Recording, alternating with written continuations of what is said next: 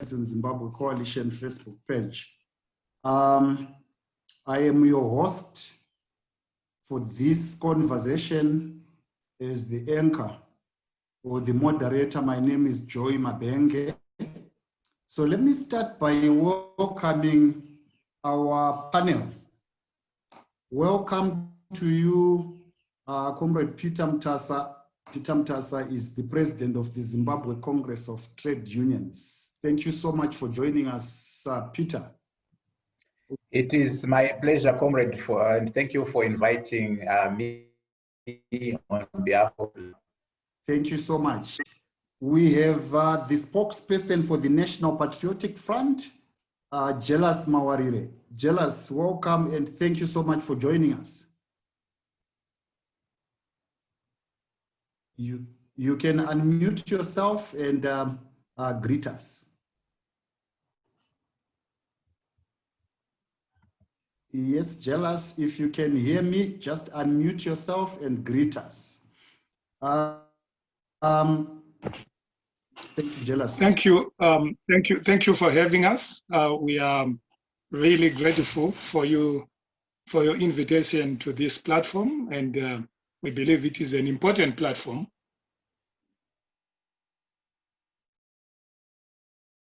Where we want to go.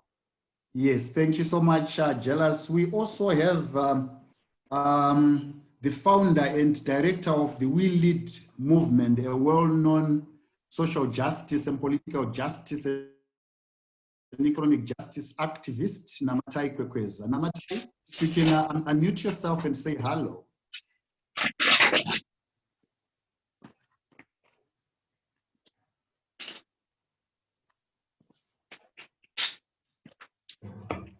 Yes, Namatai.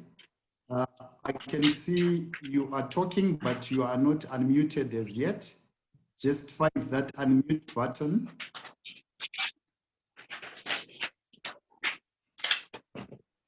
As you do that, Namatai, I'll give you an opportunity to also say hello as you figure out on the gadget that you are using where the unmute button is. I see so many people are logged on Zoom, and I'm sure we also do have quite a number following on Facebook Live. So just a few rules for the engagement. The first one is that the views expressed do not necessarily reflect the position of the hosting institution, the Crisis in Zimbabwe Coalition. So the views expressed are views of the individuals and or the institutions that they are representing. So I just thought we would make that clear. Then the second one is that all participants must mute themselves, and then all participants must also turn off their videos to ensure that we do not strain the bandwidth. So all participants except for the panel should turn off their videos, and all participants must remain on mute unless they've been given the express authority to unmute. So we will remain on mute, and then if you want to ask a question, we are going to have two types of engagements. The first one is the direct engagement where we will allow you to ask a question. So we'll ask you, you raise your hand, and we'll ask you to unmute, and then we'll ask you to contribute, and then you can also utilize the chat box. There is a chat box where you can type your questions, and we'll be able to ask the questions on your behalf, and the panel will respond. The third rule is that we will engage and express ourselves with all due respect and only through the moderator. So we have in some instances retained the rights to mute and unmute participants as the hosts. Thank you so much. So just for the avoidance of doubt, my name is Joy Mabenge. I have been asked in my individual capacity to moderate this conversation, and I have gladly accepted to do so. Now, as we go straight into it, our topic today is, I've slightly modified it. Operation Restore Legacy Unpacking the Search for a Democratic Transition. So I've slightly modified this topic for the simple reason that I believe that ours is a perpetual, if not a continuous, search for a democratic transition. Just to refresh our minds, we all remember in November of 2017, we woke into a series of activities which culminated in the departure of the then president and now late President Mugabe from the presidency. Some say he resigned, some say he was overthrown. It was a series of activities that were quite connected, but what we know is he eventually left. If you recall, on the 13th of November, there was a statement by the command element of the country then delivered at a press conference by the then Army General Constantino Chiwenga, and I quote one interesting part: the Zimbabwe Defense Forces remains the major stockholder to the gains of the liberation struggle. And when these are threatened, we are obliged to take corrective action. And there was another statement there: we must remind those behind the current treacherous shenanigans that when it comes to the matters of protecting our revolution, the military will not hesitate to step in. So I believe the military then stepped in, and on the 15th of November, the then spokesperson of the Zimbabwe Defense Forces, now Minister of International Trade, SB Moyo, was on national television, and we were assured we are only targeting criminals around the president who are committing crimes that are causing social and economic suffering in the country. As soon as we have completed our mission, we expect that the situation will return to normalcy. So we all recall this, and we of course recall the moment when the Speaker of Parliament read the letter from the then President Robert Mugabe, and then the series of activities around national protest and many of these things that happened. Since then, it's 2 years, 2017, 2018, in fact, it's 3 years. So many things have happened. 1 August 2018 happened. January 2019 happened. The Constitution is also going through stuff. So we ask ourselves, where are we now? Without further ado, let me ask Jealous Mawarire to come in. Jealous, I'll give you about 7 minutes to share your reflections from the moment we had this intervention until today. Where are we? Do not bother much thus far about talking about what needs to be done. Just share your reflections from a political party's perspective. Where are we? Over to you, Jealous.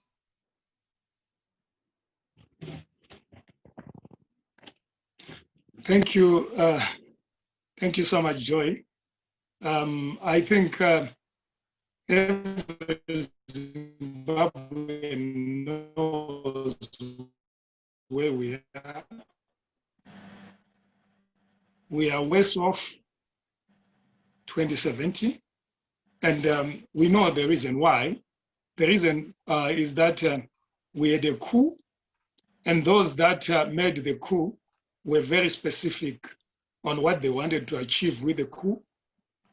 I will touch on a few things that they themselves made available to us through the minutes that they wrote.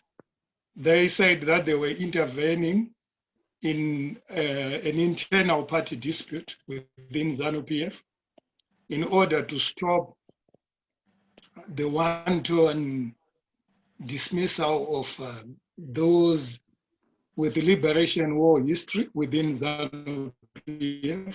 That was one of the reasons. And the other reason was that the military wanted to reinstate bona fide ZANU-PF members within the party, those that had been expelled. And I think one of them was President Mnangagwa himself. He had been expelled. So they were bona fide party members. And they also embarked on the coup in order for them to ensure that they were not going to be kicked out of employment. They made also that written submission to President Mugabe. And they also said that we are embarking on the coup because the so-called G40 was going to lead to ZANU-PF being defeated in the forthcoming elections in 2018. So those were the major reasons. You would find out that all the reasons that I've stated, there was nothing to do with the general terms of the economy, the general standard of living of the Zimbabwean person. So purely that operation, when you talk of it as an operation to restore legacy, we begin to question now, what legacy did they want to reinstitute? What did they want to reinstate? And I would like to believe that if you look at the period 2013 up to the period 2017 when the army eventually moved in, there were quite a lot of things that were happening there. Primarily that the then President Robert Mugabe was growing very old. And while he was growing very old, there is something that happens with, which is concomitant to old age, which is an inability to keep secrets, an inability to keep things under wraps. That's the reason why you find out that on one occasion, President Mugabe questioned where 15 billion United States dollars that the country realized from the sale of diamonds had gone. This is something that was happening within a system that he was presiding over, but he had grown old to an extent that he could no longer keep secrets. You know, when you grow old, you become like a child. You don't keep secrets. And this was an untenable situation to the guys then that then moved in to make the coup. They had their own secrets. They were running the system. They call it a system, the so-called command element of the army, run a system. And this is a system that plunders national resources. If you talk of diamonds, if you talk of platinum, if you talk of gold, we are seeing even now some people being arrested. And these people are connected to people that are in the military, like Henrietta Rishwai, if you still remember, the uncle was the permanent secretary in the Ministry of Defense for quite long a time. And these are people now that we are finding out being arrested on airports, carrying 6 kilograms of pure gold, almost pure gold. And there are quite a lot of things that are happening now that actually gives us an insight into what sort of a regime these guys were restoring. It is a regime that is geared towards looting national resources. You don't need to go anywhere further than just analyzing the kind of people that are surrounding the current president now. If you look at when the COVID came in, the COVID-19 came in, look at the amount of donations that have been made at State House, then for interest's sake, just look at the characters that have been making those donations. If you look at the guy that is accused of 6 million, looting 6 million in the now infamous Dragsgate, Nguaya. If you look at even some guys from Red Cross, I'm made to understand that the moment that we had investigations within internal investigations within Red Cross, there was an immediate dash by those that were being investigated to go and make donations to the president of the country. So every character that has made COVID-19 donations, including Henrietta Rishwaya herself, these are criminals. These are your common criminals. These are people that are looting national resources. So you begin to then wonder, when they said they were embarking on an operation to restore legacy, what type of a legacy were they restoring? And what type of an individual? Because if you look at dictionary meaning of a legacy. You know, a legacy can be an individual that is being brought into an institution, not necessarily because they're the best individual, but because they are related to someone who has been in that system. So the operation was undertaken in order to reinstate Emmerson Mnangagwa and to reinstate a looting regime. And that looting regime is the one that is presiding over our state of affairs now. And we have seen where we are today, teachers earning less than 130 United States dollars, hospitals closed. Most of the hospitals are closed. There are no drugs.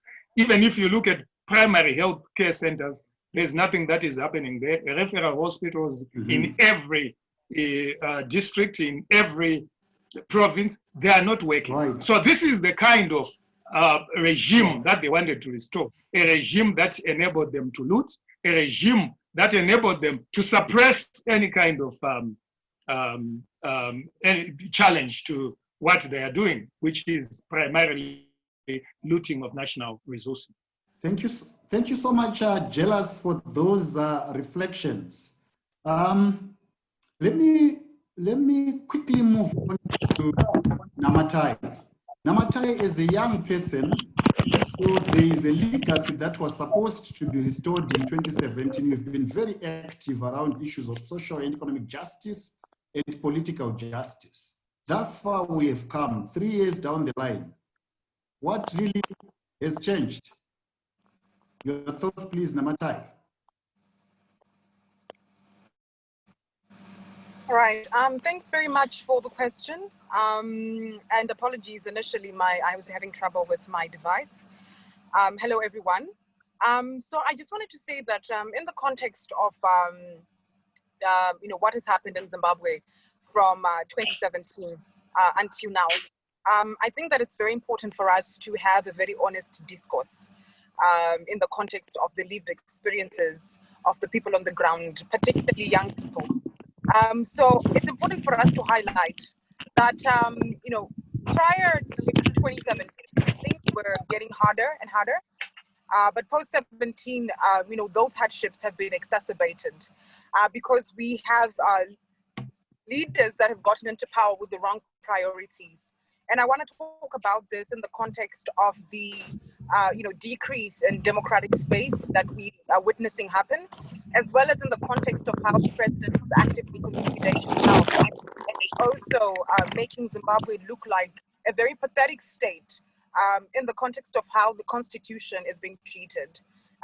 So particularly in reference to the constitution, we have to be cognizant that the constitutional amendment bill number 2 that we are witnessing has its premise upon the foundation that the President of the Republic of Zimbabwe, Emmerson Mnangagwa, has the intention of consolidating power. And no matter what people can argue about the Constitutional Amendment Bill number 2, I've had various women's groups say that we have something to benefit from these amendments. Youth groups say we have something to benefit from these amendments. Everything else that is not revolving around the executive that has been put in that amendment bill number 2 is just meant to distract people from the real issues that are actually happening. And that is the fact that the president is actually, in essence, consolidating his power through reducing oversight of parliament and undermining the judiciary. And this is exactly what we are finding. And the worst part about what has actually happened in the context of the democratic recession and descent that is happening since 2017 is the realization that Mugabe, in his 37-year rule, he amended the constitution about 19 times. And here we see Emmerson Mnangagwa attempting to amend the constitution, 27 parts of the constitution all at one go after 3 years in power. So you get the general sense that, everything is literally, going through, a backward, push in the context of what our democratic narrative is becoming. And we get the sentiment that we have got a power-hungry leader who will stop at nothing for them to get what they want. So I think we have to appreciate that we are living in one of the most decisive moments in the history of our country. And this constitutional amendment, Bill number 2, is what could actually solidify us into another 37 or 40-year dictatorship, kind of like what was happening during the Mugabe regime. And I think that it's very important that people become very alert and active around issues to do with constitutionalism. So that is the first thing that has actually happened in the past 3 years. The president just focusing on retaining power and consolidating power. Another issue that we have realized is that the gross violation of human rights has taken not just a policing aspect, but also a militant aspect, in the context that most of the institutions and processes in this country have actually become militarized. I think after 2017, for the first time, we witnessed the man in the green uniforms shooting people in broad daylight. We had experiences, with January and August, and we know what it's like to have a nationwide crackdown where the military is set out on the citizens like angry dogs. And, there are a lot of human rights violations. And we have to be cognizant of the fact that this has a bearing on particularly young people, and also a bearing on particularly, young activists and young players in the civic space. And what we have also observed is that people have actually begun to retreat from being very active and very vocal in key processes, because they would tell you that this regime is deadly and this regime will kill, and they're not even afraid to do it in broad daylight. So the amount of fear, the amount of intimidation has actually increased, and we have seen a decrease in the participation of the ordinary person in civic processes. I think the last thing that I just want to divulge on it from the perspective of young people is that pre-2017, I remember in 2016, I finished high school. And in 2017, I was now out of boarding school.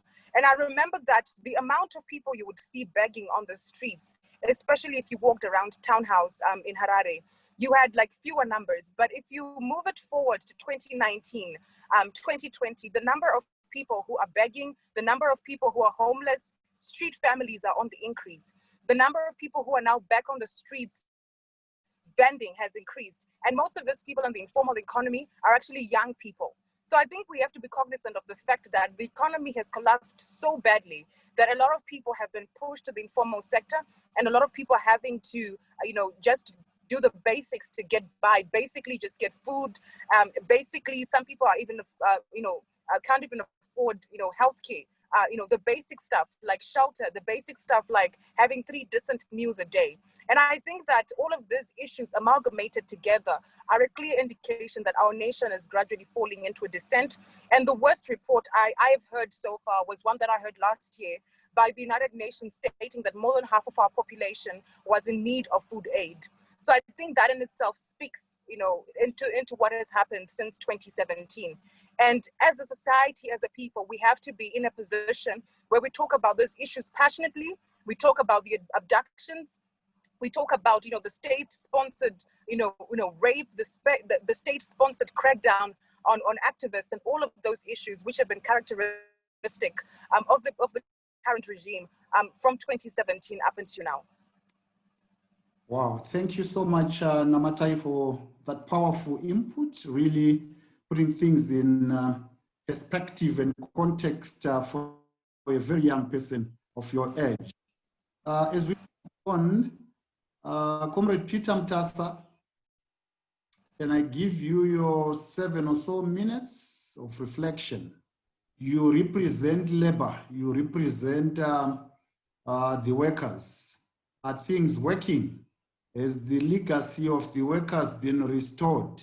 We know we moved from the USD to the Zim dollar. We know the struggles and the battles. I think yesterday something was announced and the struggle continues. Let me hand it over to you, Peter, for your reflections. Please do not forget to unmute yourself.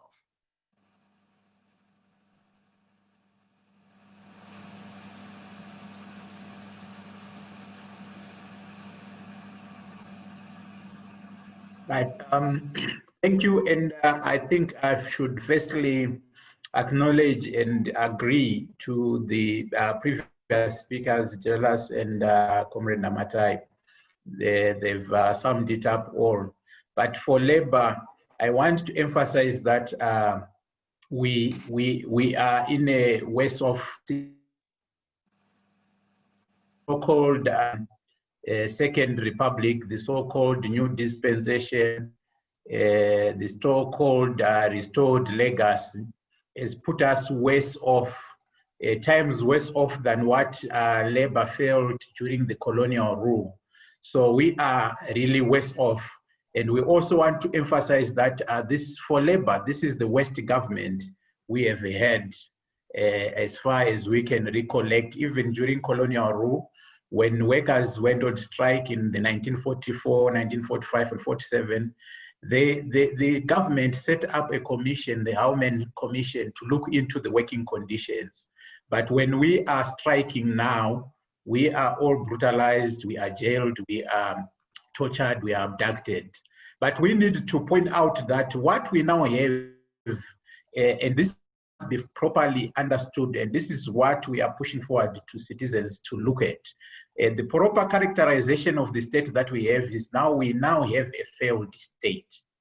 So in everything that we are looking at, we must look at it from that perspective. It is a failed state in the sense that it is a state that is failing to provide and to guarantee personal security.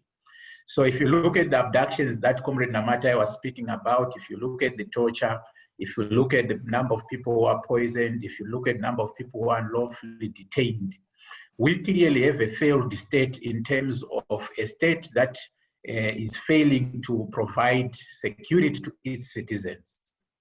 But unfortunately, again, it is actually the state that is now a danger to the citizens. The number one danger to Zimbabweans is not about climate conditions, it's not about external enemies, it is not about anything else that you can talk about. The number one danger, which is even much more potent than COVID-19, is the state which has become an enemy of the people. So that's the first point. The second point is that we've got a failed state, a state that is failing to provide public service. I think Comrade Jelas has pointed out that in the wake of a pandemic, a global pandemic for that matter, it is only Zimbabwe around the whole world which had closed public hospitals. So you also come now when everyone is trying to open up schools, it is again Zimbabwe that has failed to have public schools functioning. So the state is failing in all regards. Namata has spoken about over half the population, 7.7 million of the population that are food insecure. If you come in the ghetto, people cooking firewood for cooking meals, things are terrible. The state has completely failed. There is no public service that you can say it is being provided better than in the previous regime of Robert Mugabe. If you talk about public transport, it is pathetic. People are spending 4 hours, 5 hours to catch a Zuko bus to go to work and to come back home. So almost all public services are now dysfunctional. If you look at the economy, there's an economic implosion. They are trying to massage the inflation rates. But if you go in the supermarkets, you will see that a kg of meat that was around $2 US is now $4 US. In some cases, $8 US if you go into the upmarket supermarkets. Everything is going up. Inflation is up. Devaluation, the dollar has been devalued. Workers' salaries have been eroded. Pensioners are earning $6 US, only sufficient to buy around 6 loaves of bread. The domestic workers are earning 900 Zim dollars, only sufficient to buy 9 loaves of bread for working for the whole month. If you look at the minimum wage, workers are earning 2,500. That is only equivalent to 25 loaves of bread. For someone who is getting down the mine, for someone who is spending 30 days in the fields, tilling and tendering the fields in the farms, for someone who is manufacturing, for someone who is working for a supermarket, and some big supermarkets for that matter, they are earning 2,500, earning 25 loaves of bread. We have never seen this before, not even the colonial regime, that people, the whole working class is enslaved. We are all now slaves. No worker is free. We are slaves, and the government is taking advantage of the working class. teachers are incapacitated, nurses are incapacitated, doctors, and we are talking about professions that were highly esteemed. We are talking about professions which were an envy for everyone. There's no longer middle class to talk about. 98 or 97% of the working class, they are poor. And many people, many citizens are poor. There are only few elites who are benefiting from pillaging the resources of the country, from corruption, and also from their connection to those who are in the political elite. So things are difficult if you look at the economy. We have also abolished, the country has also abolished constitutionalism. You can't talk about the constitution anymore. The country is highly militarized. You cannot go to the judiciary expecting it to dispense justice. It is dispensing injustice. Today, Hopo has been denied bail. We have seen people who have committed grand crimes against citizens. We've seen the Mfumiras getting bail, but they are facing 90 million corruption charges. We've seen the former Minister of Health getting bail and swinging in the court with designer suits. And we have seen now a narrator, Rushwaya, went into court. But people who have done nothing, who are simply demanding justice, they are wallowing and suffering in prison. So there's no justice in the courts. You can't even rush to the police. The police is not protecting citizens. It's protecting interests of the few ruling elite. So there's nothing to talk about. The parliament is no longer functional. Our tripartite negotiating forum in the labor market is dysfunctional. They've completely decimated the constitutionalism. Mugabe, with all his deficiencies and excesses, he was a bit smarter. He would allow some of these constitutional processes and institutions to have a semblance of functioning institutions. But these guys are brazen. They've destroyed everything. There's also lack of legitimacy, which is my last point. Lack of legitimacy in terms of government policies and in terms of government programs. They are not speaking to anyone. Labor is not consulted.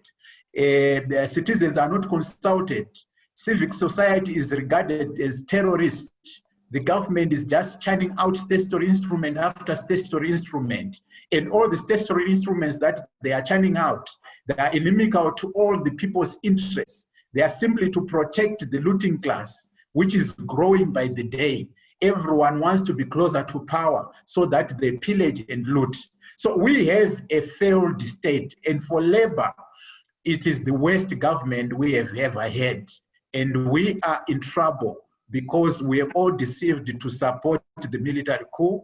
We didn't know what it meant, but it is now an entrenched military power that will have an impact in this country for many decades to come. So Zimbabwe is in a crisis. We have got a big crisis, and the crisis, a failed state. It may have some little bit areas that it appears to be efficient. Obviously, it has got the might power. It is still have monopoly of power, of violence over everyone. But in terms of legitimacy, the government has no more legitimacy. And I'm not just talking about political legitimacy. I'm talking about legitimacy in terms of its policies, in terms of its programs, in terms of its state architecture and craftsmanship. So this is where we are, comrade, and it's a sad story. Well, thank you so much, Comrade Peter, once again for that input. Really, one gets a sense of despair. One gets a sense that we are going where we came from the input so far. One gets a sense that things are getting worse. You know, we have key questions that we need to keep asking. What has happened to those that live in poverty? What has happened to women? What has happened to young people? What has happened and what is happening to the working class? What is happening to the poor farmer, and what has happened to the education system? So many questions we have, and I'm sure right at the end, we'll get the opportunity to go into possible solutions. As we proceed, let me just take the opportunity to recognize the presence of the host organization, Crisis in Zimbabwe Coalition. I recognize you, Mr. Rashid Mahia. Comrade Mahia, I recognize you. I also wish to recognize the presence of the director of the same organization, the director of the Crisis in Zimbabwe Coalition, who are hosting this conversation today. Comrade Blessing Vava, I recognize you. Thank you so much for putting this together. And thank you so much, Rashid, for running this conversation and steering the ship. Now we should have a fourth speaker, Comrade Zenzele Ndebele. Comrade Zenzele, if you are there, please unmute yourself and give us your 6-7 minutes of where are we?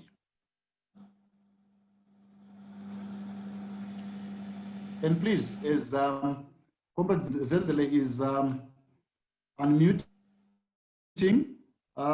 keep the comments coming. We have a comment here from Dewama Vinga. Zimbabwe is run by a mafia effectively, which explains obscene corruption and gross human rights abuses. Dewa summarizes it there. In his view, we have obscene corruption and gross rights abuses. Or he goes on to say the so-called new dispensation is a new deception. Oh, that's Dewa for you. Yes, let's keep the comments coming. Alexander Rusero says, Mugabe deployed Gramscian hegemony. Mnangagwa is bankrupt, even devoid of intellectuals who scaffold this clueless approach to governance. As I did say, the views expressed here are those of the individuals expressing them, and they do not in any way reflect a position from the organization hosting this conversation. Again, Dewa says, I agree, Comrade Peter. This military junta in Zimbabwe thrives on chaos and lawlessness. This they got in DRC during the time the junta formed Operation Sovereign Legitimacy and managed to loot in the DRC in the context of war and chaos. Then in 2017, they had Operation Restore Legacy to reasset military junta power as first agreed to at Mugagao in 1975. Just also to say to you, participants, that I am advised by the organization that they also extended an invitation to the ruling party ZANU-PF, and they say, unfortunately, ZANU-PF said they were not able to attend, so the event had to proceed without them. I see Comrade Zenzele may not be there. Let's pause a little. Let's allow you, the participants and you that are following, to ask questions. So those that are connected on Zoom, please show by raising your hand, and the people monitoring the chat box will be able to alert us of those that wish to ask questions. It's just a small break here. Also to let you know that the other panelist, Gladys Slachwayo, will join us at about 4 o'clock as she has another engagement. Any of you who is ready to ask a question, I hope we can see by showing your hands. Yes, Patson, I see a person going by the name Patson. Please go ahead and ask your question. From Patson, we'll go straight to Dewama Vinga. Patson, you can then lower your hand. Thank you. Over to you, Patson. Thank you very much, and thank you to all your panelists. My question is very simple. I just want to ask, what are the constitutional options that are available to remove this satanic ZANU-PF government that has continued to kill our families and kill us? So what are the constitutional options before we even talk about those unconstitutional means that maybe everyone would want to resort to? Thank you. Thank you so much, Patson. And I am advised by the organizers that Crisis in Zimbabwe Coalition only subscribes to constitutional means of expression. So the organization will remain within that realm. Dewama Vinga, you can unmute yourself and ask your question.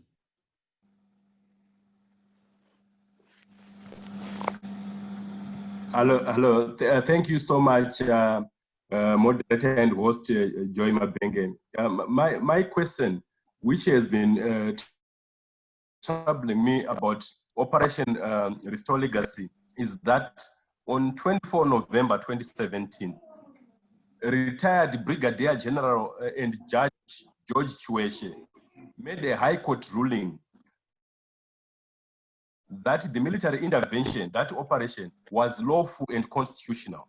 And to date, that has not been challenged by anyone, by the opposition. So I also wanted to ask from the opposition if Gladys was there, and also to civil society groups in Zimbabwe, because as far as the military junta is concerned, that process was declared lawful and constitutional by a military person. So until that is challenged in court and set aside, we may still have serious problems about questioning the legitimacy of that process. Thank you. Thank you so much, Dewa. Very clear question there, which any of our panelists can respond to. My dashboard does not show me that we have other participants raising their hands. We'll get back to the chat box in a moment. For now, let's continue with the conversation. Jealous Mawarire, what constitutional options are available? As you respond to that, you can also respond to Dewa's question around the fact that the operation was declared as lawful and constitutional by a judge who has, in Dewa's terms, a military background. And he believes unless that is set aside or challenged, we will remain with this as being legitimate.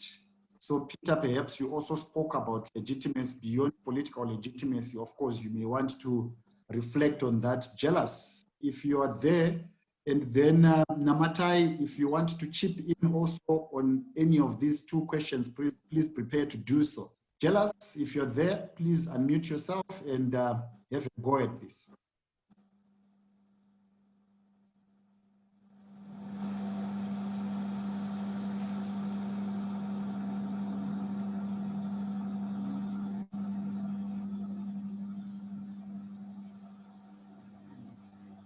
Well,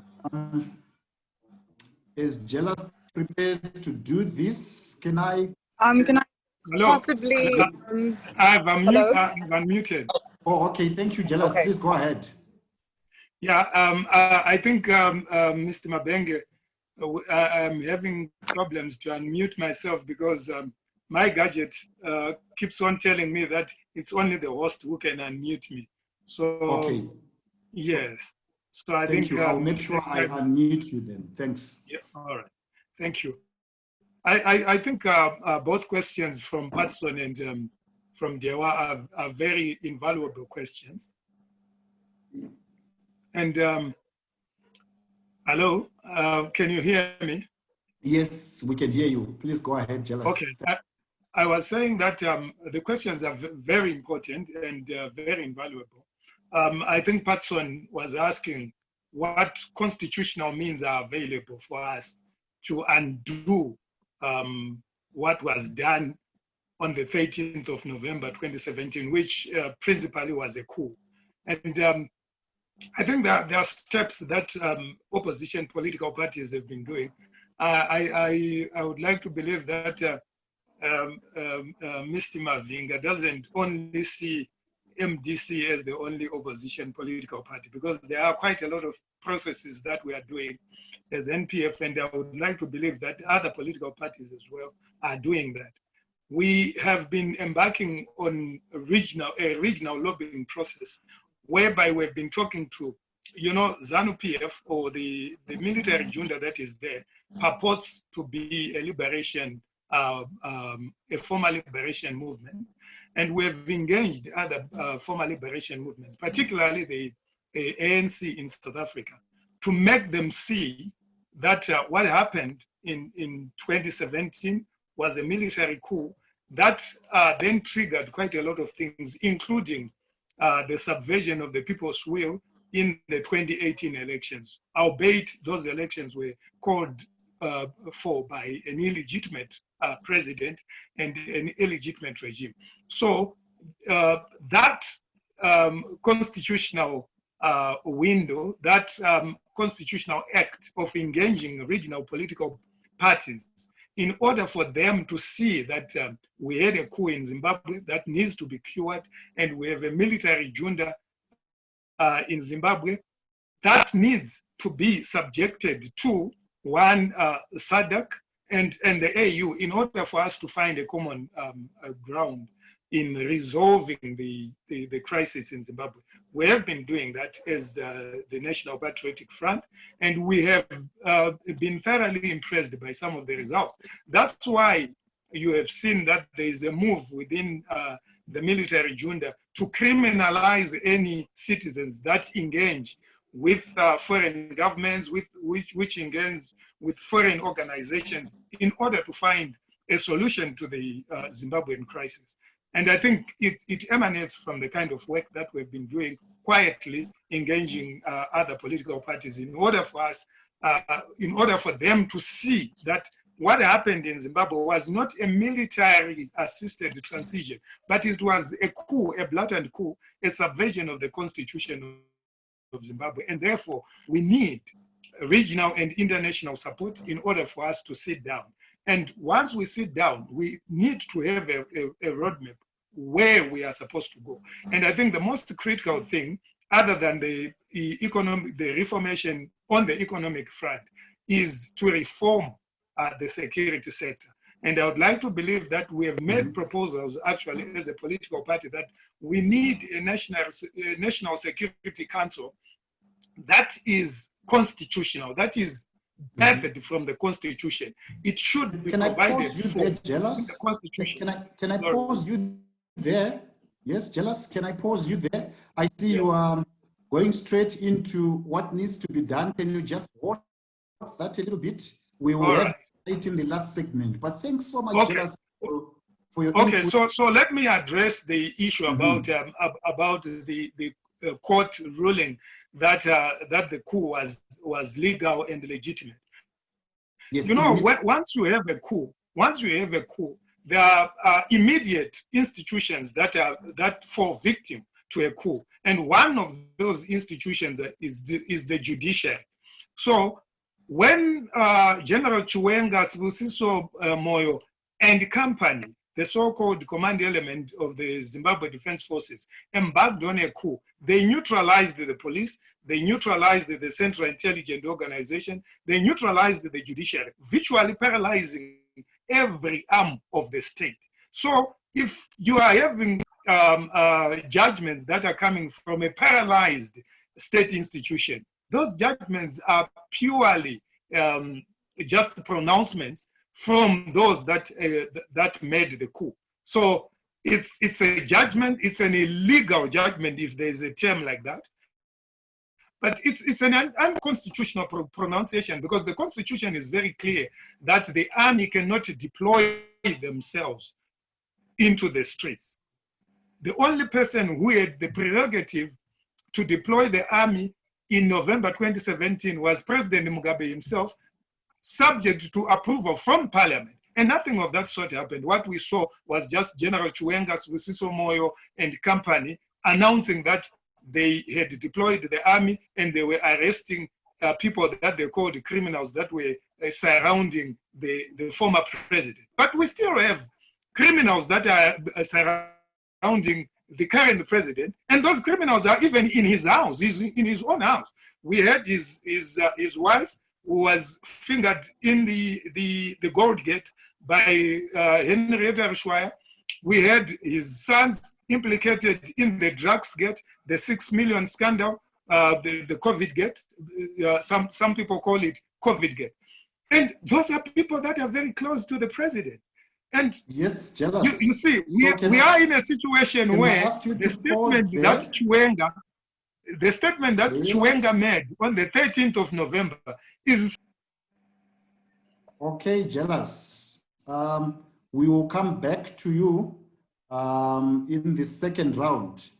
To allow us to move forward, Peter, can I just ask you to hold it off a bit? And Namatai, can you hold it off a bit? Let's allow Zenzele to come in with his input, and then we will have you in the second round. Peter, as Zenzele is preparing, I also want you to think through this question, which has been asked directly to you. This is asked by Darlington Darara. Question to Mr. Peter Mtasa. Thanks for highlighting the plight of the working class. It is unfortunate that we have seen the militarizing of the workforce and installing of the command element, e.g. in the Ministry of Health and now to the teachers. What are you as trade unions doing to make sure that the ordinary feels like a worker again and not feel like this country is one huge military working on orders? Thanks, and think through that one, Peter. Zenzele, I see you are online. Please come in with your thoughts, reflections on Operation Restore Leaders. Just about 7 minutes, please. Okay, thank you very much. Thank you very much. I had problems with electricity. Probably one thing that shows that nothing has changed, because in 2017 we had ZESA problems. I still have ZESA problems. So yeah, I mean, it's still, things stay the same. So I'm going to focus just on a few issues when it comes to media, what has changed. And my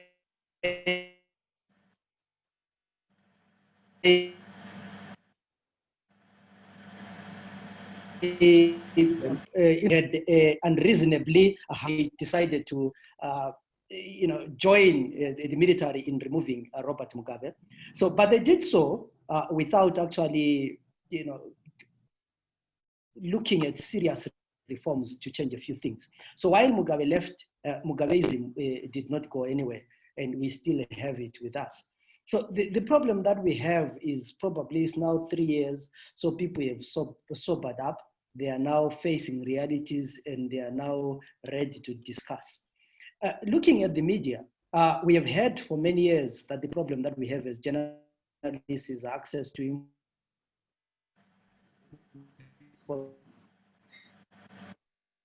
information and protection of privacy. Repealed that act, but and replaced it with the Freedom of Information Act. But we still have challenges, because the issue of access, I mean, the issue of privacy has not been addressed. The issue of regulation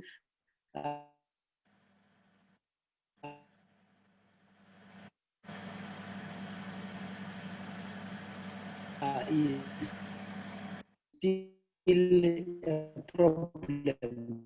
So we have a lot of gaps, and maybe before my of journalists being harassed, arrested, beaten up, and this is in 2020. We have seen that we still have the issues of gaps in terms of monitoring the media. The Broadcasting Services Act is still in place, so we don't have community radio stations. And what happened recently was there was a funny advert which was put by government where they were saying you can apply for a community radio station if you're in Cholocho or I think Shamva, in those areas. I mean, where have you ever seen people who want communities to apply for community radios, but actually give specific reference to certain areas? Yet of expression. So if you look at it closely, the government is not willing to have community radio stations, but they want to have decentralized public radio. The same thing which was done by Ian Smith when he had radio stations in Mtare, Sakeli, Nini, Bulawayo, and all those community radio stations. And the other thing, if you want to find whether there has been change or not, look at how Zimpepers and ZBC are behaving. I think a number of observer missions that have observed the elections in Zimbabwe have always said there are necessary reforms that need to be done to make sure that ZBC and Zimpepers actually reflect the views of the public. If you listen to ZBC today, you might think that maybe it's broadcasting from Jongwe House. So they still don't, respect the public. We still have a media, public media that is aligned to the ruling party. So if we really ask ourselves if there's anything that has changed post 2017 when it comes to the way the state media behaves, you still realize that things stay the same. So there is need to reform ZBC to put a board that really reflects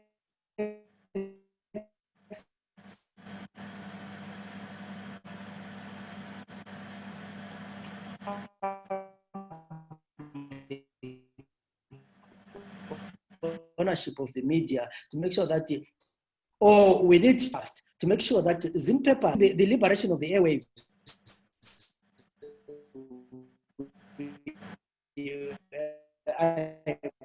I've talked about that. Those are some of the issues that I can see. There was a honeymoon phase, but we are back to normal. We've seen, I mean, right now, Hopewell is in jail. He's supposed to be, and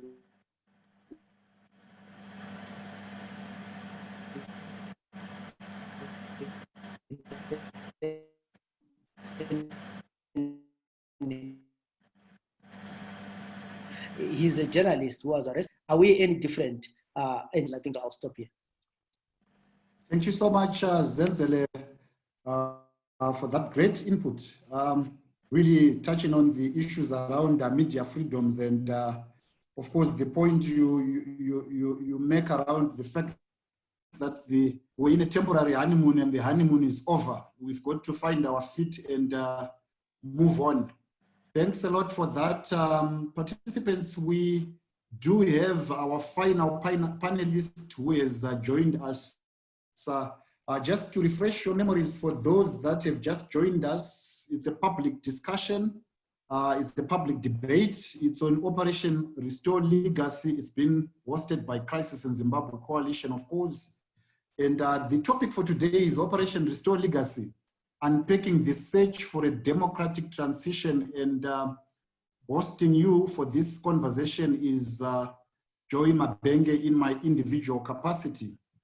We do have a very good panel here. Jelas Mawarire is the spokesperson for the National Patriotic Front, an opposition political party. Namatai Kwekweza is a young person who is the founder and director of the We Lead movement. Zenzele, who was talking now, is the director of the Center for Innovation and Technology site. And Peter Mtasa is the president of the Zimbabwe Congress of Trade Unions. We are now going to ask Gladys Flatchwayo, who is the MDC Alliance's Secretary for International Relations. Gladys, since 2017 November, is 3 years now. Operation Restore Legacy was about some legacy, and we are asking ourselves, where are we now 3 years down the line? You are from one of the main opposition political parties, and the participants would be happy to hear your reflections in about 7 minutes. Over to you, Gladys.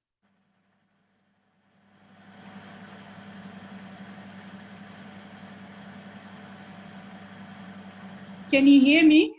Yes, Fantastic. You are. Thank you. Thank you so much for giving me this opportunity. It really feels good to be speaking to a crisis in Zimbabwe coalition, a public discussion, obviously, because it's an organization, that is very dear to my heart, having worked for Crisis in Zimbabwe Coalition, having served in the board as as an employee, but also a member of Crisis in Zimbabwe Coalition at some point. So thank you so much for giving me this opportunity, and my apologies for joining late. As indicated by the organizers, I had another engagement, so my apologies for that.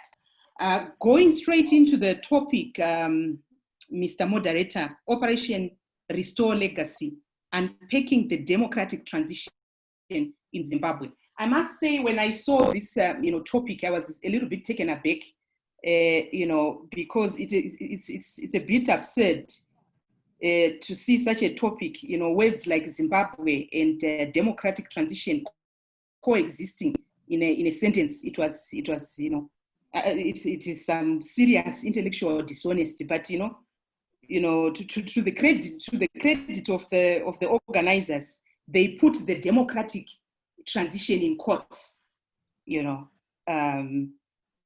So my presentation, basically, I'm going to attempt to answer 3 questions. Number 1, has there been a transition in Zimbabwe? Number 2, I'm going to motivate for my response, for the first question. Then number 3, that's how I'm going to structure my presentation. So what is a transition? Put simply, I don't want to bring a lot of political science into this discussion. But put simply, a transition is a transformation from a non-democratic system to a democratic one. And those that theorize around, transitions, people like Huntington, they have 3 typologies of transitions. And I'm going to speak to these transitions in order to see whether there has been a transition in Zimbabwe or not. The first typology is what is called a transition by replacement. This is a transition where you have new actors, opposition, taking over and leading democratization efforts. Obviously, this kind of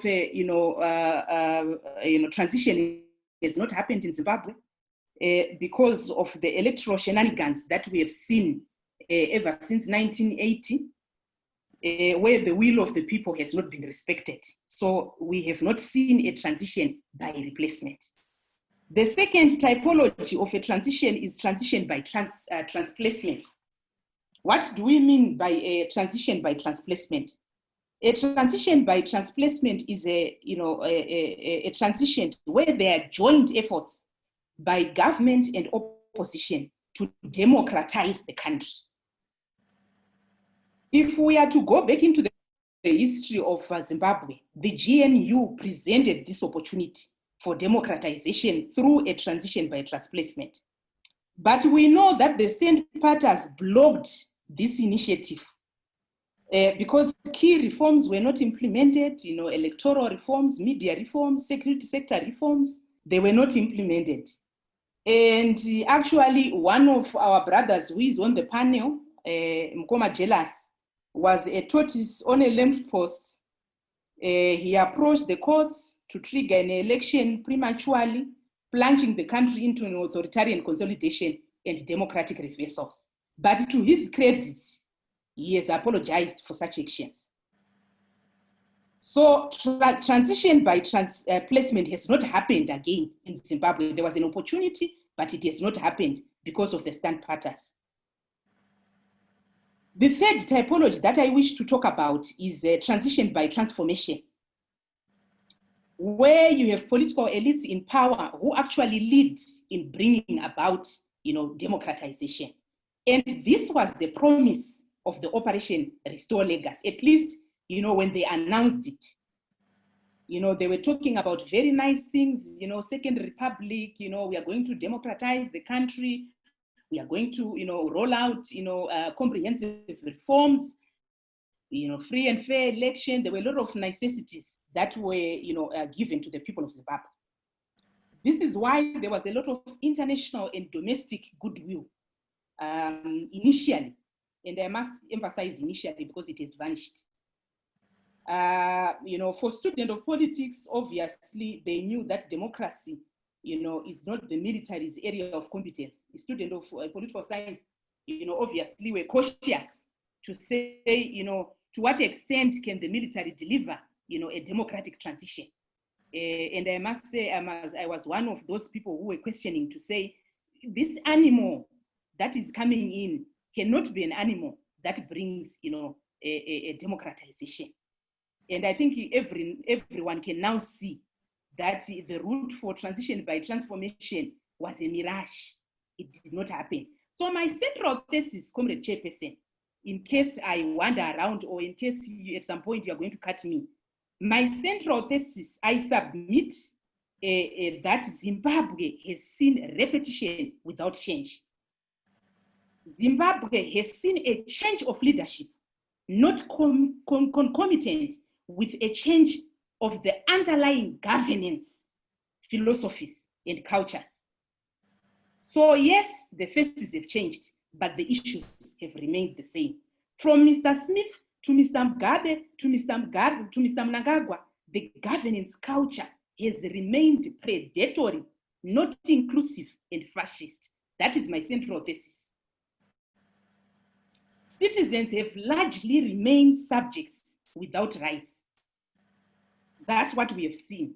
That's been a constant throughout these regimes. Why do I say so? I now move to the second bit of my presentation around motivating for my response. I cannot hear you, Mr.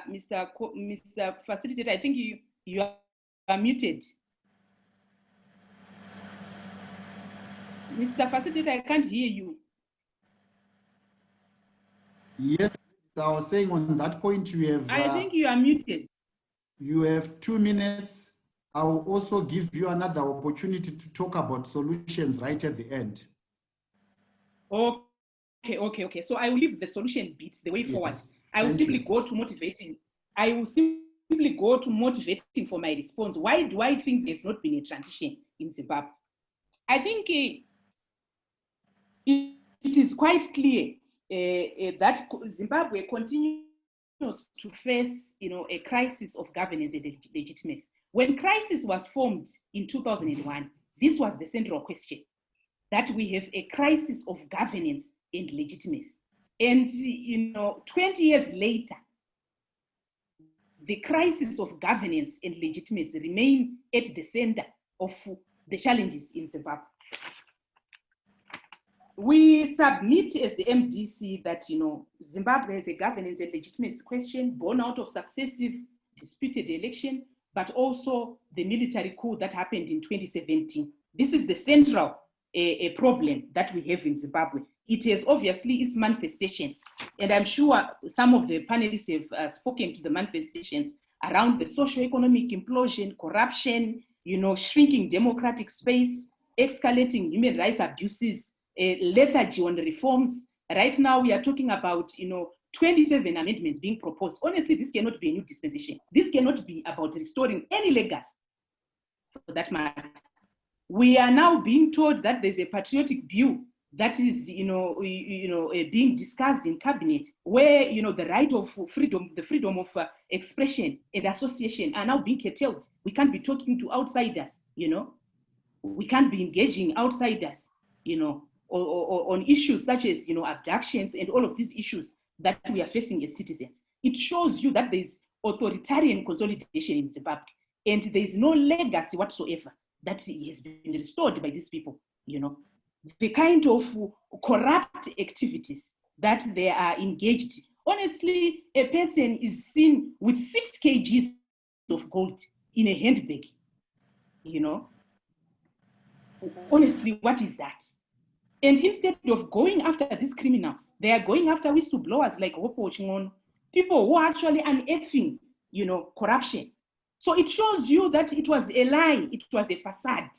We have full throttle. I've always said that we have moved from a competitive authoritarian regime to a fascist regime. The pretense is all gone. People can, see that this is a fascist regime bent on, violating the rights of the citizens. It doesn't, respect human rights. It doesn't respect the constitution, the rule of law. We have seen how the courts have been captured, to deliver judgments. But also one other issue that I wanted to talk about, which is very important, Mr. Facilitator, is around the creation of a de facto one-party state that we have been seeing lately through the use of captured institutions. Mr. Mnangagwa is trying to create a opposition in his own image. I think it was Lenin who once said that if you cannot control the opposition, you have to lead it yourself. And this is exactly what he's doing through, puppets that are being installed as the leaders of the opposition. So they are creating a pliant opposition, you know, that pander to the whims of the executive. That is what we are seeing. Using state-captured institutions, you know, the military being used to take over harvest, the courts being used to deliver, you know, suspicious judgments. And, you know, honestly, the issue of a judicial capture is a very serious issue. We have seen what do you call it, the letter that was written by the judges that shows you that we have got a very serious problem in terms of judicial independence. They've used, you know, the parliament to recall our MPs, you know, our councillors and everything. So there's a serious agenda to create a pliant opposition. And this is not the first time that it has happened. ZAPU went through these very same issues that the MDC Alliance is facing. So, you know, with those few remarks, I can see that you are becoming agitated, Yes. facilitator. With those few remarks, I would really want to say that, you know, it is suffer continue. There is no transition to talk about. In fact, what we have seen is authoritarian consolidation. That's what we have seen in Zimbabwe. Thank you so much, Gladys. I imagine if we were in a room where people were seeing each other face to face, I imagine the reactions. But trust me, the room even here is getting hot and more interesting. The unpacking of terms, of course. Now, I'm sure participants have picked that there are various types of transitions: transition by replacement, transition by transplacement, and transition by transformation. The typologies and characterizations. Thanks a lot for that. Participants, all the panelists have now given their inputs. We had temporarily going into a question and answer segment. We still have something like 40 minutes for us to ask questions, but also to use the last part for what possibly could be done as we try and redefine, reroute, and ensure we have a common understanding to the national question, but also to solutions thereof. Can I ask you to raise your hands, Peter and Namatai? I know there are questions that are pending for you. Can I ask participants to raise their hands? I'm sure somewhere in the chat box you can see an option to raise your hands, especially those that are admitted into the Zoom platform. Please raise your hands so that we can unmute you. Keep the comments coming also. Oh yes, also Alexander, I see you realized you couldn't raise the blue hand, so you had to raise your hand physically. I recognize you. I'll give you an opportunity in a minute. Thank you so much. Just to go through some of, yes, and Dr. Yanano, Dylan, thank you so much. Just to go through some of the comments coming in here. This one is for you, Gladys. It's in the chat box. It says, Gladys, I think as political leaders, we ought to be honest. You mentioned that Mr. Mawarire apologized for the 2013 matter, and has the MDC Alliance apologized for what Chamisa referred to as the miraculous transition in support of the coup in 2017. Perhaps you can think through that, Gladys, and if you feel that it is part of this conversation, you can respond to it. However, we would want to restrict the conversation to reflections around what has happened since Operation Restore Legacy and where the nation must go to. Let me give you an opportunity, Alexander, so you can start by introducing yourself. I am unmuting you here. It takes just a couple of seconds, so please bear with me. Also, if you have the unmute function your end, you could try and get great. There we go. Over to you, Alexander. Yeah, sure. Thank you, Joy. Thank you, Crisis Coalition, as well as the panelists, Gladys, Jealous, Namatai, Zenzele, etc., for this profound discussion. My question is directed to Mkomi Jealous. He talks of a system. He actually outlined the modus operandi as as the motives beyond the Operation Restore Legacy, such as looting, reinstatement of Mnangagwa as a conduit to loot. But I have a genuine question as a student of politics. Suppose there was no so-called Operation Restore Legacy, or there was no coup in Zimbabwe. Where would Zimbabwe be right now, in as much as ZANU-PF is concerned? Have we seen a total introduction of new characters in ZANU-PF way of doing things? Or it's just that one faction fell by the wayside? But the ZANU-PF way of doing things, I don't think it has changed since 1963 up to now. Does the legacy imply that had it not been a coup or whatever form of change of leadership affairs in ZANU-PF that took place, were we going to see a better ZANU-PF in terms of where we are right now as compared to where we were in 2017? Thank you. Thank you so much, Dr. Rusero. Over to you, Dr. Yanano Dylan. You are ready. Yes, thank you for according me the opportunity to share my thoughts. I think we have a challenge in our public discourse in Zimbabwe on the basis that the events leading to the November 2017 military coup were almost reduced to a question of ethics and management, whereby the end result was it was President Mugabe's fault. And as a result, we tended to water down or downplay the political processes and systems that were at play.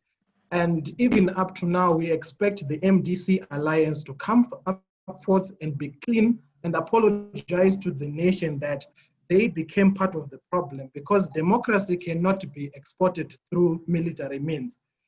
And I think for us to have an honest conversation about what is happening in Zimbabwe, the first thing would be to dismiss the fact that we have a military that is in power, and yet we have a discussion around how do we deal with that. So the MDC and its supporters should be very much consistent in as far as what is concerned, because I hear Ms. Gladys talking about what is happening. This has become a fascist state. But it is in public knowledge and record that Mnangagwa has always been like this. And it boggles the mind to then try and frame the MDC and its part in terms of the developmental trajectories in the country, where they were part and parcel of this problem in November 2017. Thank you. Thank you so much. This conversation is really going to get interesting. I have two guests in the Zoom chat room, and these are Professor Jonathan Moyo and Sevia Kasukuwere. Professor Moyo has asked questions. Now, what I'm going to do using the moderator's prerogative is not to read Professor Moyo's question. He asks a question and he actually responds to the question in relationship to what Dewa Mavinga had asked. Now, Professor Moyo, I was attempting to unmute you. Please allow me to unmute you and go ahead with your question.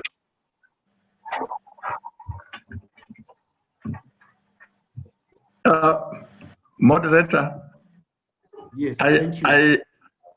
I actually was not asking a question. I was suggesting a response.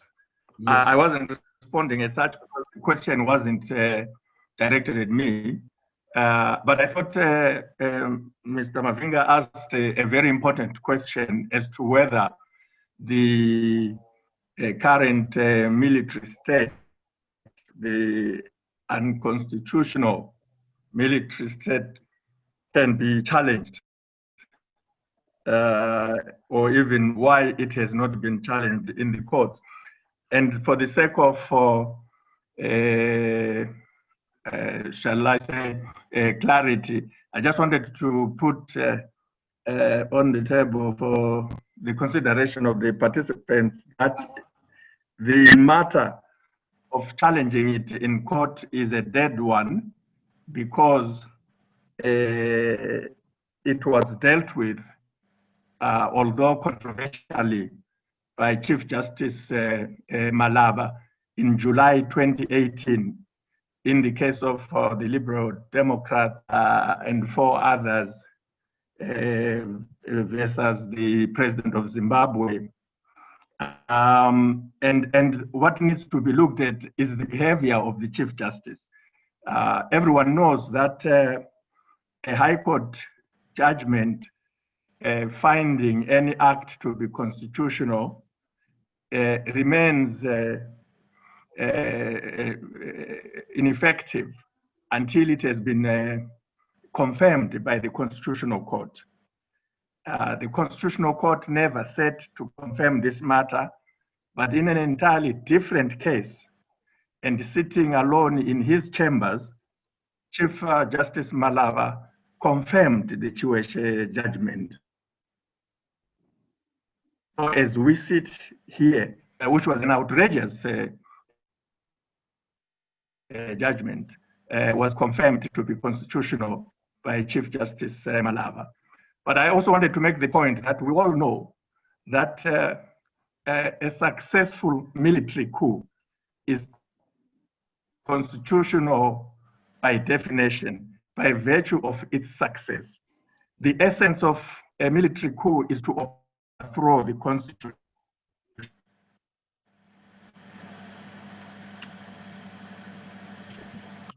If the coup fails and its perpetrators are treated accordingly. In this case, we are sitting against the backdrop of a constitution, of an unconstitutional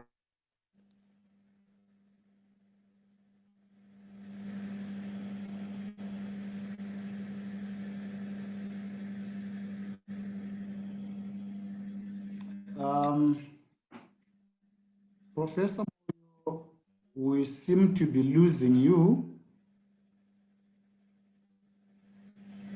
Colleagues who are unmuted, can you hear Professor Moyo? Gladys, can you hear Professor Moyo? No, I can't hear him. Okay, Professor Moyo, we seem to have lost you. Let me... And the third point in relation to this which I was making is the only way of restoring constitutionalism in a military state.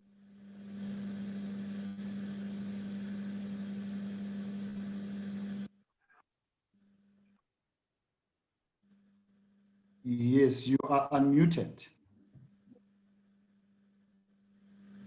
But you still don't, you can't hear me. I can hear you now. Please proceed. Thank you.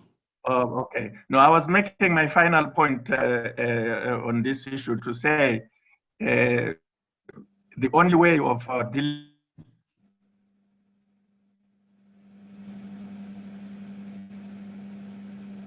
with a military is through a revolution, a popular revolution. You cannot have reforms that are progressive or democratic in a military state. It is a contradiction in terms for anyone to even suggest that there should be such kind of reforms. But the problem why it seems very difficult in Zimbabwe at the moment to have an appropriate response to the military coup is because, as has been pointed out by others in this first round, the military coup was also supported in a very big way by not only the major opposition, which is the MDCA, not MDCA as such, in fact, the MDC in all its formations. All formations of the MDC supported the military coup. And at the time, the founding leader of the Democratic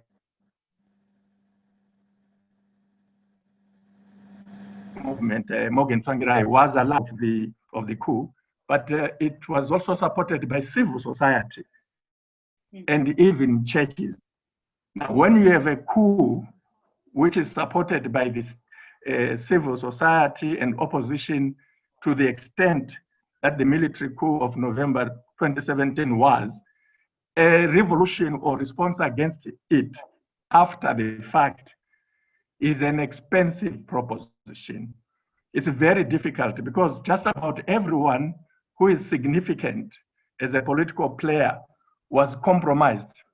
And when you are compromised, to respond with credibility and integrity against the very same thing that you supported is not very easy. And I think this is why we are in some kind of a fix in Zimbabwe today. Thank you very much. Thank you so much, Prof, for that input. Response also to some of the questions that had been asked. Can you allow me, participants, to give this opportunity to the panelists? There are questions that had already been asked, and we were at a point where Namatai was going to come in and attempt to respond to some of the questions. Namatai, are you ready to give your input? Absolutely. Yeah, so I think what I just wanted to respond to is the question around what constitutional means are they that people can actually use in the context of dealing with the current regime that is there. So I think that it's very important for us to appreciate that the resistance and the struggle has gone on for longer than expected. And I think that one of the things that I've been privileged enough to appreciate as a young activist through my interface with particularly older Zimbabweans in the diaspora is the knowledge that they have a very deep and profound love for the country. Some of them left in circumstances that were very horrific. Some of them left because of circumstances that were very terrible. And no matter what narrative can try to be spinned by the current regime, we know that people have suffered, and they've suffered for a very long time. And that having been said, we have to be cognizant of the fact that because the struggle and the resistance has gone on for so long, there are so many elements that have become skeptical. There are so many elements that have become tired, and there are so many people who have stopped believing in the knowledge that their actions work, in the knowledge that reaching out and mobilizing and coming together as communities work, because that has been dismantled and that has been crushed by the narrative that we have tried this before, we tried it in the Mugabe regime and nothing happened. It hasn't worked for the past 40 years.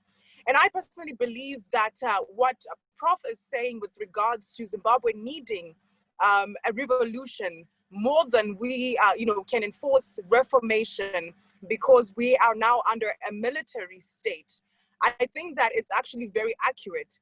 And for this revolution to actually come, we have to be in a position that it is not a thing of chance, it is not a thing of circumstance, but it is part of the collective efforts that we will be making as people towards ensuring that we revive the faith that people once had in the belief that when we come together, great things actually happen for our country. So I think that one of the big questions, particularly for this generation of young people, would be a question of how do we restore the faith and the belief in the knowledge that civics work, in the knowledge that our resistance work, in the knowledge that the little things that we do collectively actually have an impact.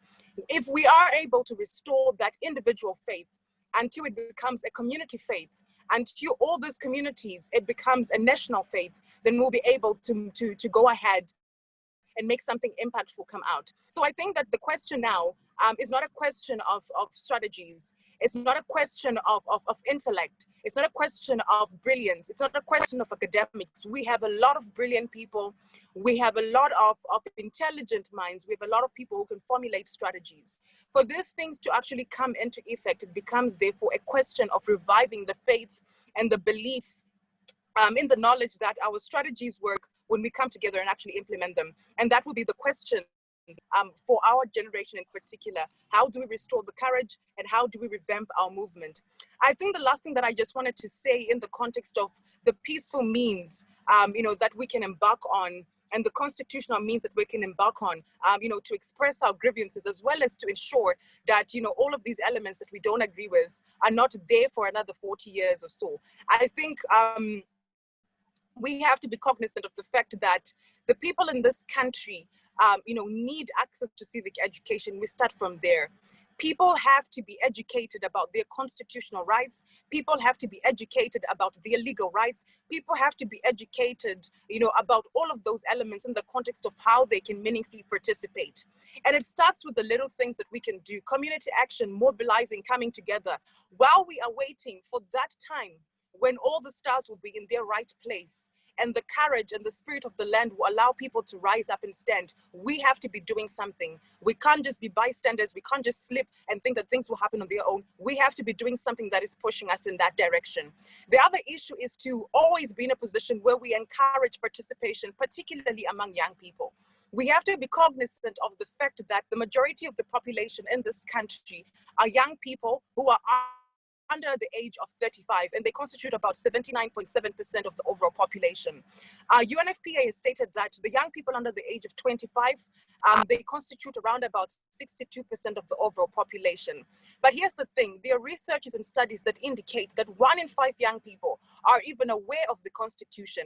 And that means that less than 17.5% of our population of young people are aware of the Constitution.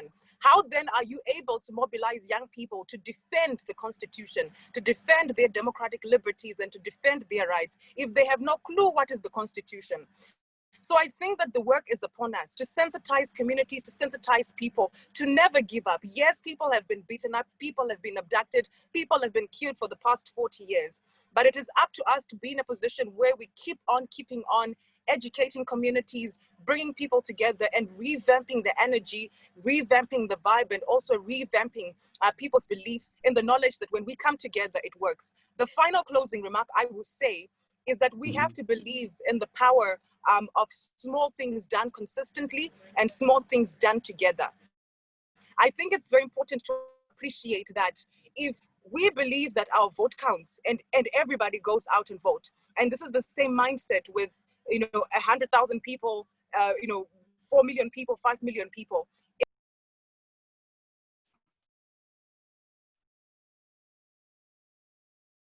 Okay, Namatai, I would have to pause you there and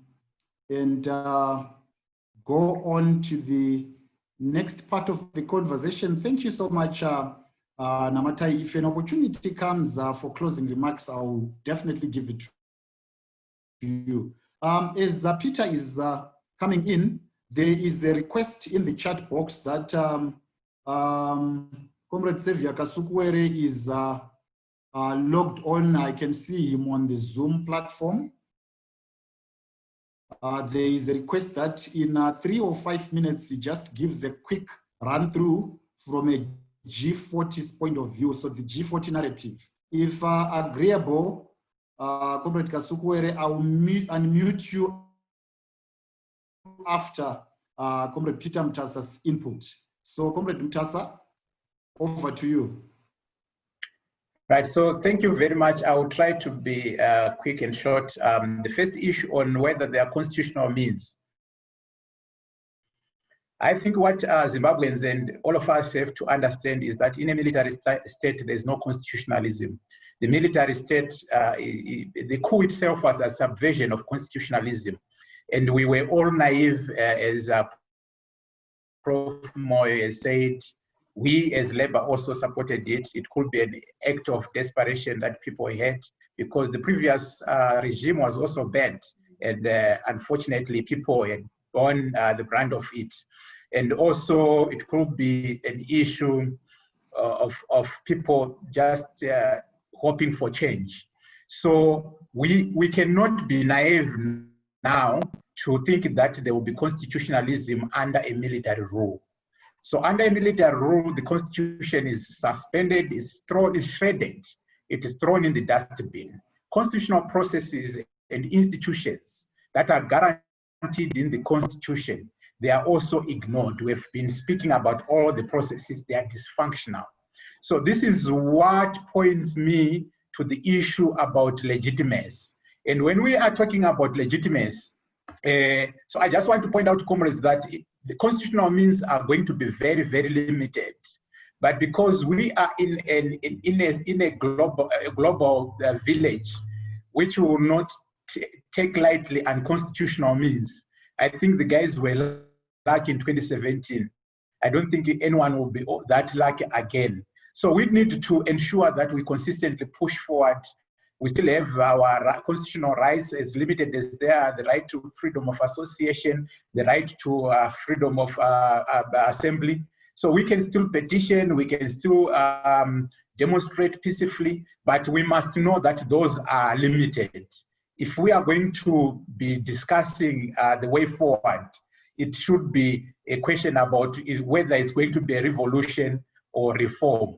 And if it is about reform, we must also know the limitations. If it is about a revolution, we must also be aware of the risks and be ready to take those risks. But this brings me to the issue of legitimacy. And we need to take a social construction of this point of this principle of legitimacy. Many times when I stand up before workers and say the government now lacks legitimacy, I get challenges from comrades that, no, this is too political. You are talking about an issue that has been resolved by the courts or by the elections. But we need to take a social construction of legitimacy and say, according to Schaff, he says there are two types of legitimacy. The input legitimacy, which is mainly based about the process of gaining authority. And this is what we normally call government by the people. So if the courts have said the government got legitimacy properly, let us put it aside and say, okay, fair and fine. But there's also output, which is about results, about the governments of the people. Legitimacy for whom? That's the question. You don't get authority just for yourself. You get authority so that you give benefits to citizens. And this is the legitimate that we are questioning as labor. That when you removed Mugabe and you said he was incompetent, he had failed to run the country, life was better under Mugabe. Bread was 50 cents. Now we are buying it at $1. Workers were not incapacitated. We were working and going to paying our rentals, paying our school fees. People were earning around $400 US. Now we are earning $40 US. So we need to look at the other side, the output side, the issue about results. This is why we are having challenges. It is about the dreams. It is about the wishes. It is about the expectations of people who were in the streets on 18 November 2017. They were not expecting the few to loot and pillage the resources of the country. They were not in the streets for the first family to enjoy whilst everyone is not happy. Everyone is in misery. The majority of the people are in misery. And this is the legitimacy that we need to focus on now if we are to accept that the other side is now problematic, as Prof. Moe has said, that once people supported the coup, they clothed the military junta or the military regime with the legitimacy, but that is the process legitimacy. Now we are challenging the result. You attained authority for what? The country is a failed state now. Everyone is in misery. Then if we go to the point about what we are doing, as Labour, we are very clear. We have said we only have two alternatives or two options. It's either we organize, it's either citizens organize or we starve. We have seen people dying in hospital car parks. We have seen students being retained home because there are no teachers. If citizens sit on their laurels and think that things are going to change on their own, the guys who are ruling are not concerned about you and me. It is you and me who should organize and come together and collectively do what we did. If it is labor, let us do what Benjamin Burombo, let us do what Joshua Nkomo, what Masotandov did to the regime of Huggins, to the regime of Ian Smith, for us to get the little rights that we are now losing. If it is, let us look at what the apartheid regime was. It was brutal. It was like this regime. But let us emulate what the workers and the citizens in South Africa did to the apartheid regime. They organized, they didn't just mourn, they organized to avoid starving. And these are unfortunately the two options that we only have. So let us go back to our history, the history of labor movement, the history of the nation itself. We do not get things easily. If anyone is expecting to get anything easily, then we are going to be in this long haul, in this dark hole for a long time.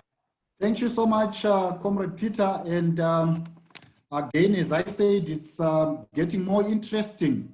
We are beginning to hear of a conversation, reform or revolution. We are hearing the proposition that says either we organize or we starve. Remember what we said, for me as the moderator, mine is to facilitate discourse. And remember what we said at the beginning, the views expressed here do not necessarily reflect the views of the organization that is hosting. The organization that is hosting will have an opportunity to express its own views. Ours is to ensure that the nation dialogues. Remember also, I did say right at the beginning that the organizers advised me that they extended an invitation to the ruling party in its current construct, and the ruling party was unavailable. If they were to avail themselves via the Zoom call and indicated that they wanted to respond to an issue, I would gladly afford them an opportunity. Now, I had said to you, Comrade Xavier Kasukwere has been requested by participants to give a 5-minute input from the G40's perspective. So there we have it, Comrade Kasukwere. The floor is yours. Oh, thank you very much, Joy. I'm sure I'm giving this perspective from a fellow Zimbabwean's point of view. Xavier Kasukwere. Secondly, I want to thank you very much for hosting this important chat on the situation in our country. Unfortunately, I joined a lot late. I think some of the most important contributions had been done. But suffice to say, I think this platform on its own, and I want to borrow from what Ramtasa has just said, either we organize or we agonize. If we continue looking at the situation as it is and expect that on its own it will resolve itself, I think it won't just happen like that. What I'm saying is that, colleagues, is that the situation we find ourselves in as Zimbabwe is not perhaps the first time in the world or in Africa per se that such a thing has happened. You recall we had such a situation in Nigeria where there was serious persecution of journalists, politicians. President Obasanjo was himself actually jailed, and many other untold things. And this all has to do with the role of the military at any given point. If they take on the political platform and basically start trying to direct the political affairs of a given country. In our situation in Zimbabwe, it is a fact that, and listen to colleagues, esteemed colleagues who have made contributions here, we appear like we are actually in a political cul-de-sac. There is no defined path of how do we proceed. I want to say, where there is a will, there is a way.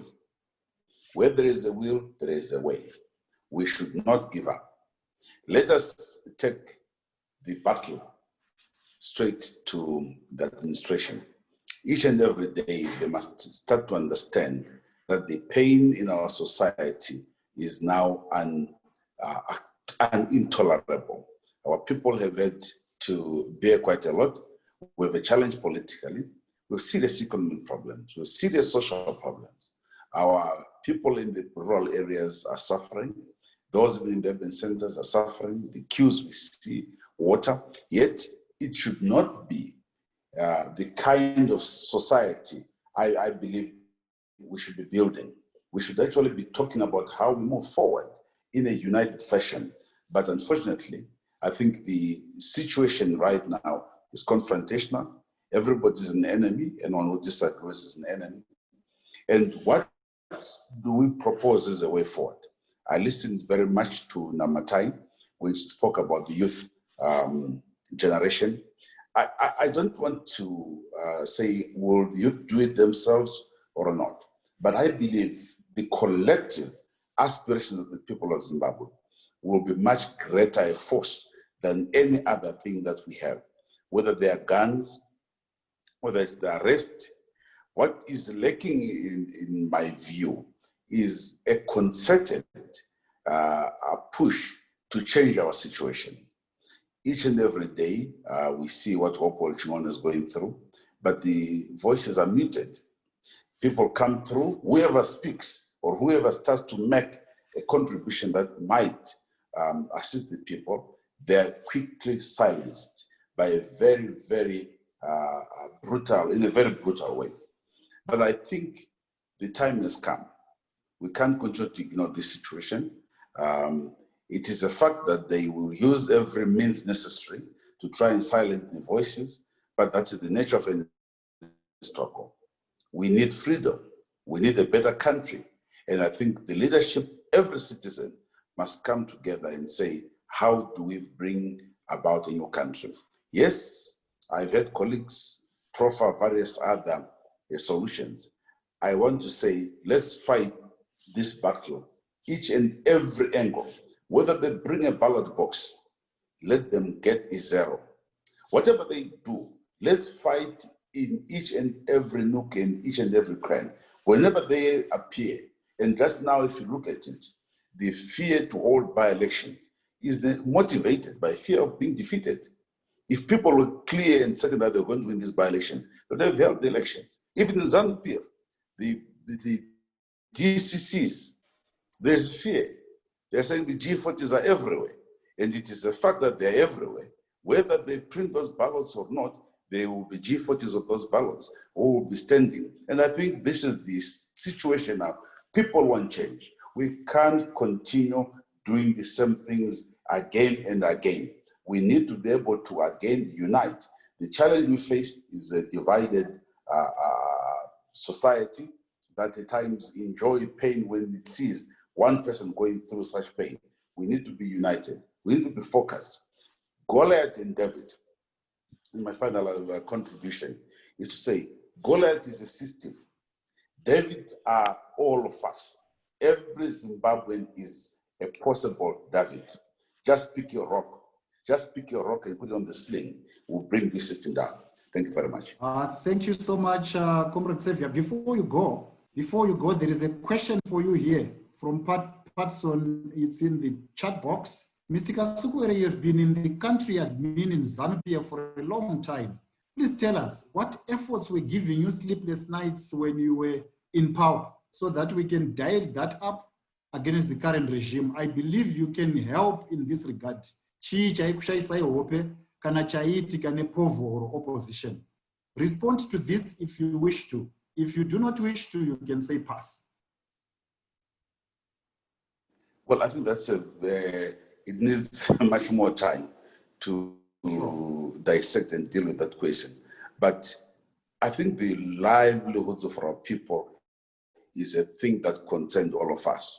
With regards to the opposition, I take it that it was their duty to oppose, but there are times where their opposition was misguided. However, I think we are now all a lot wiser.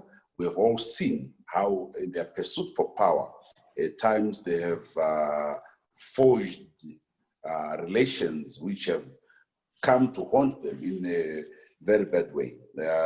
And I think some of the things that we as citizens tend to fight might in the long term be actually the things that we want to see happen. The people of Zimbabwe, obviously, like I've said, their livelihoods, the empowerment of our people, a better future for our people, are those things that would make some of us fail to find enough sleep.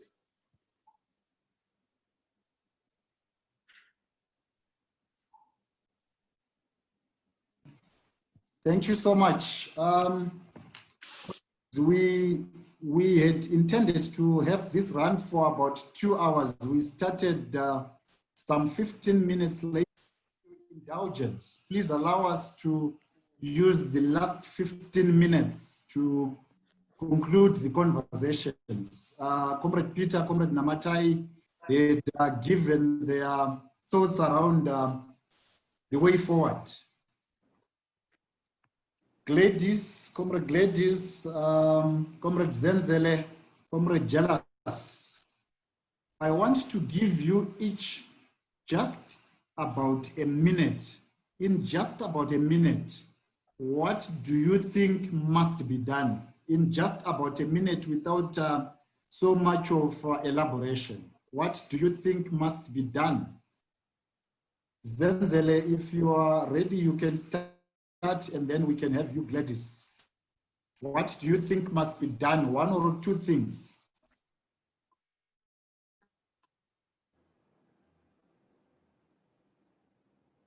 Okay, Gladys, since you are already unmuted, what do you think must be done? Please shoot.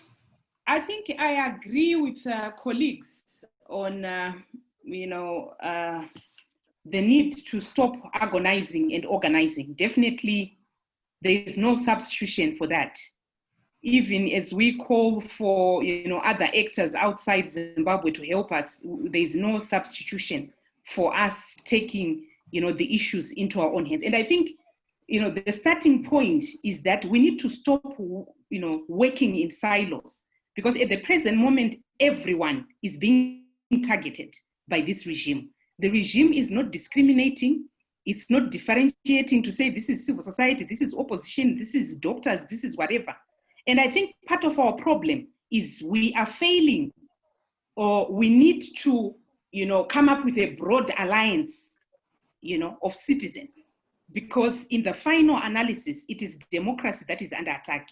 And we need to present that broad alliance as citizens and agree on that kind of a Zimbabwe that we want to we want to create. So we need to urgently, come up with some kind of a framework for a broad alliance. And I think Crisis in Zimbabwe Coalition, you are positioned, you have done this before, galvanizing all the forces.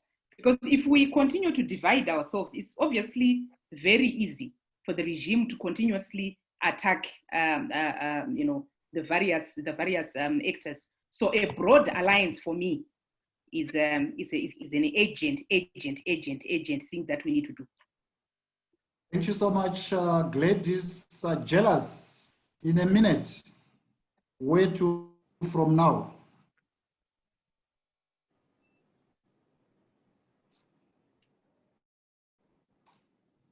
It does look like we may be having an issue with Jealous, as Jealous is unmuting. We seem to get a sense from participants here that we need to recalibrate the struggle. There is a sense of urgency that says we need to re-energize the best. There is a sense to say, yes, Jealous, I'll be with you just now. There is a sense that seems to say there is only one Zimbabwe, and that Zimbabwe belongs to all of us. So we need to come together and organize and continue to organize. We need to reboot the system and claim the future, because the future and the present belongs to us, without overburdening ourselves with defining how that can be done. Comrade Jealous, 1 or 2 minutes. Yeah, I think I would do injustice if I don't respond to what Gladys said, because Gladys threw something that was personal on me and called me a tortoise on a lamppost. Anyway, that's a phrase that has been popularized by Dr. Magaisa, and I think Gladys became excited. She wanted to use it here. I apologized not for taking my issue to the Constitutional Court, but I apologized for doing that outside a political framework. And I made it very clear that when I made that Constitutional Court challenge without a political home, it became open for vouchers, political vouchers, to take it and run with it for totally different ends. And that is what I apologized before. I said, going forward, I'm going to act within a political setup. And the issue that was being advanced there was constitutionalism. The issue that we're talking about now is constitutionalism. And I would like to believe that we have to come together as Zimbabweans and begin to see where the rain started hitting on us. If we don't believe in constitutionalism, if we think we can have a government that can go perpetually like the GNU, if we think we can support the coup as the MDC did and called it a miraculous transition, we are not going anywhere. We need to respect laws, we need to respect our constitutions, and we then need to organize within the parameters of the constitution, because the constitution even allows us to collectively come together and to challenge government policies. And that is provided of the constitution. And we can do that. Hello? Yes, please go ahead, Jealous. Yeah, so I was saying, we need to organize ourselves, and we need to take even cognizance of the provisions of the Constitution. The current Constitution, Section 67, says we have a right to participate individually or collectively in gatherings or groupings to challenge the government. So there's a constitutional provision that supports our collective effort to topple a government or to challenge government policy.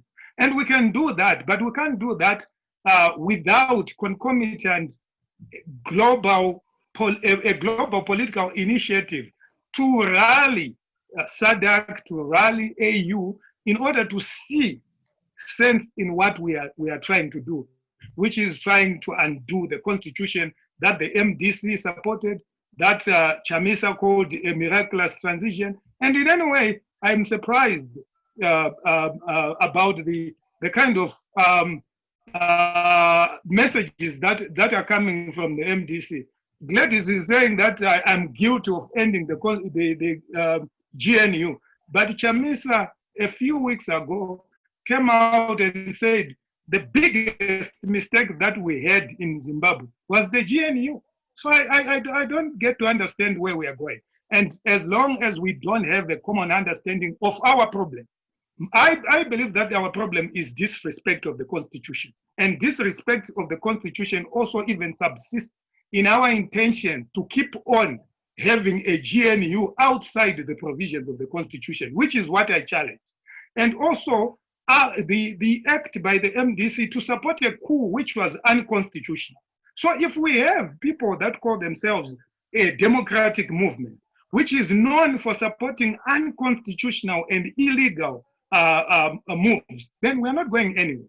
We have to stick to the Constitution. We have to know what is right for us as Zimbabweans, and what is right primarily is enshrined in our Constitution. And if we believe and respect our Constitution, then we can then begin to sit and say, what are the constitutional provisions that we can exploit in order for us to remove an unconstitutional government that was brought by the coup? And that we can do collectively, but we can only do that if we have a common understanding of what is wrong. If some people believe that what is wrong, there's nothing wrong with soldiers deploying themselves and removing a sitting president, and they support that. And then after that, consequently, they begin to complain about the same people when they steal elections. Then we have a poor understanding and appreciation of our problems as Zimbabweans. And we can only do that. Much. We can only I think I might need to come in, Joy. We can only have. I have muted you because your time is up. I think I will need to respond. Remember, we set the rules of engagement. Only the moderator will allow you to respond. So I understand you need to respond, Gladys, but we do not want this to end up as a conversation between the two of you. So if your response is going to be about the way forward, I'll gladly give you just 1 minute to do that, Gladys. Thank you. Is that fair enough? That is okay. I just wanted to say, because this question keeps on coming of, the role that was played by the MDC Alliance. And I think part of our problem as Zimbabweans is we tend to be pointing fingers everywhere. This one is saying this is the problem. This one is saying this is the problem. And no one is owning up their own, fair share of, where we are as a country. So I've said it before, and I'll still say it on this platform. And I think part of the question has already been answered by Professor Jonathan Moyo when he said, and I said it when I was also making a presentation, that there was domestic and international goodwill. And we add, it's not something that we refuse to accept. We totally add, because we actually thought, that was an opportunity, obviously, because of the reasons that have also been given by the president of ZCTU around how the Mugabe regime had become a problem. After 37 years, honestly, people were so tired and people really wanted to get rid of Mr. Mugabe. It's unfortunate that the way that it was done was not done in terms of the tenets of good governance and democracy. But honestly, people cannot be, stopped from, seeing with the benefit of hindsight to say, perhaps we erred and we made a mistake. And this is something that we've always said. I also wanted to talk about the point that was raised by Mr. Mawarire around the president saying that it was a mistake, the GNU. The reason why I made reference to the GNU is because I was talking about the typologies of transitions. And it is a fact that the GNU, failed to deliver on comprehensive reforms, which is why we are at the point that we are, because, we failed to deal with the fundamental questions, around the governance culture, around, dealing with the security sector, question around the governance philosophy and all of those things. We did not implement the reforms. And which is why I brought in the LMO. Can I ask you because to it was important for us to do Gladys? That. Thank you so much. Thank you so